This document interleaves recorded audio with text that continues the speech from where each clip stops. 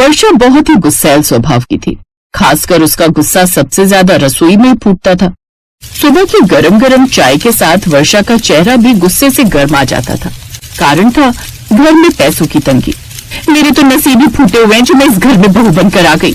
अरे बहू, चाय बन गई क्या? चीनी खत्म हो गई है, बिना चीनी की पी लोगी या रहने दूं? जरा बहुत तो रखी होगी, नहीं तो गुड़ डाल दे बहू। अरे मैं झूठ थोड़ी बोल रही हूँ, चीनी होती तो मैं बोलती क्यों? और गुड़ कहाँ से आएगा? इतने महीनों से गुड़ देखा आपने रसोई में? बोलो। बहू, तुम हर समय गुस्से में क्यों रहती हो? जरा सी गर्म चाय क्या बोल दी, तुम तो खुद ही गुस्से से गर्म हो रही हो। रहने दो चाय, मैं लाजवंती के घर पी आऊंगी। हाँ, और 4 बुराइयां भी कराऊंगी। आपके पास मेरी बुराइयां करने के सिवा काम ही क्या है? बहू, मैं बुराइयां करने नहीं जा रही हूँ। जानकी के घर आज हवन है, अब हवन के बाद चाय तो मिल ही जाएगी। अच्छा, मैं होकर आती हूँ, तो सूरज को कुछ खाने को दे दे, फिर वो खेत पर चला जाएगा। वर्षा की गुस्सा करने की आदत दिन पर दिन बढ़ती जा रही थी, इसलिए अब उसके हाथों के खाने में भी स्वाद खत्म होता जा रहा था। वर्षा, दाल में इतना नमक, मेरे से तो दाल खाई भी नहीं जा रही है। और ये रोटियां इतनी जला क्यों दी भाई तुमने? लाओ, थाली वापस दो। नहीं खानी ना? बोलो, नहीं खानी ना? लाओ, अरे लाओ ना।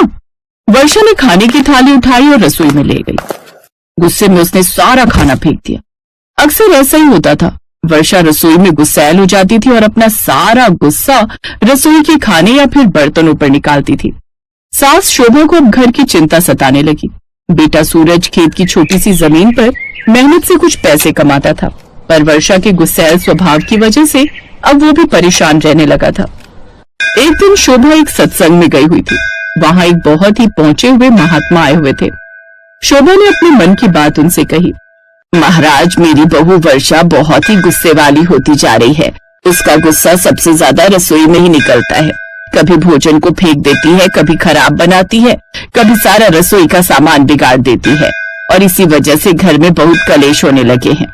कोई उपाय बताइए ताकि मेरी बहू का गुस्सा कम हो जाए। उपाय तो है, पर वो उपाय तुम्हारी बहू को ही करना होगा। कैसा उपाय महाराज? मैं कोशिश करूंगी कि मेरी बहू वो उपाय कर ले। अपनी बहू से माता अन्नपूर्णा के व्रत रखवाओ।